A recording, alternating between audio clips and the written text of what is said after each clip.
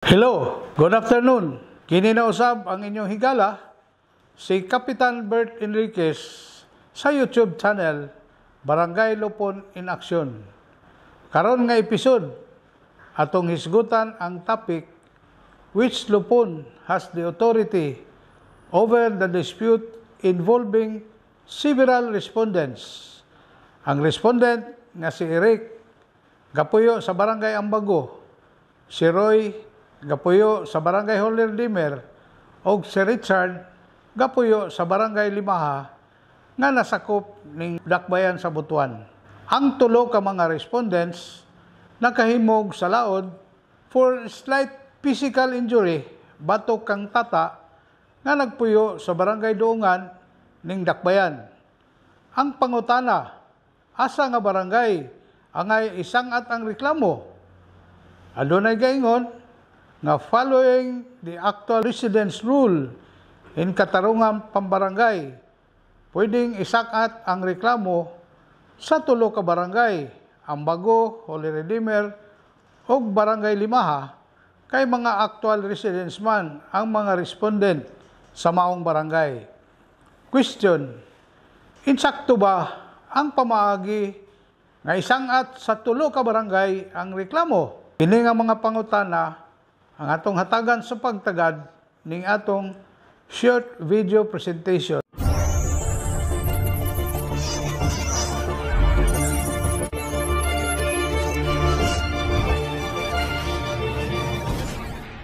A special shout out sa mga barangay officials o mga Lupon members nga gapahigayon sa bench parking sa Lupon sa Barangay Duungan kagahapon March 7, 2025.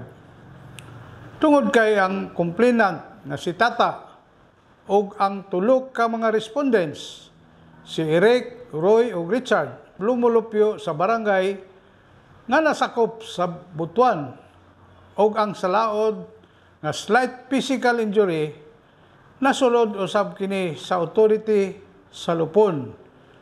Busa, pwedeng makasuhan ang tulo ka mga respondent sa Lupon sa barangay, apan dili sa tulo ka barangay.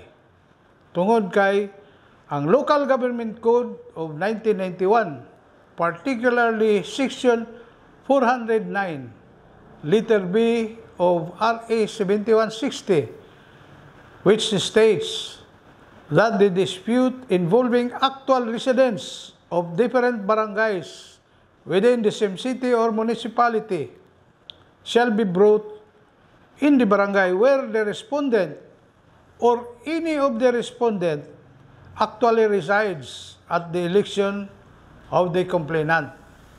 The statements nga gaingon at the election of the complainant, giklaro kini dina sa implementing rules sa pag-ingon at the choice of the complainant. Gapasabot kini nga mopili ang complainant kung asa sa tulo ka barangay, Ambago, Holy Redeemer, o Limaha nga gusto niyang ipasaka ang reklamo. Again, question: kung ang complainant mopasaka sa reklamo sa usa sa tulo ka barangay, unsay mahitabo sa mga respondent nga gapuyo sa duha ka nagkalain-lain nga barangay nga dili sakop sa authority sa punong barangay nga gagpahigayon sa mediation proceedings? Base sa implementing rules, ang Lupon Chairman gagapahigayon sa mediation proceedings mohangyo sa suporta o kooperasyon sa punong barangay, din gapuyo ang uban nga mga respondent, ilabi na ngadto sa pagpahibalo o pagpadala sa notice of hearing ngadto sa complainant using KP Form number 8 o sa sumon ngadto sa respondent using KP Form number 9. Sa maong pamaagi, malikayan ang gitawag nga forum shopping or paturagas nga pagsangat sa reklamo o masiguro ang pagtambong sa respondent sa gipahigayon nga mediation proceedings nga gidumala sa punong barangay. Again, kung kamo na kauyon, Please like, share, and subscribe aron ma-updated kamo sa atong knowledge learning in Katarungan Pambarangay. Kini si Kapitan Bert Enriquez Maingon. Daghang salamat and God bless us all.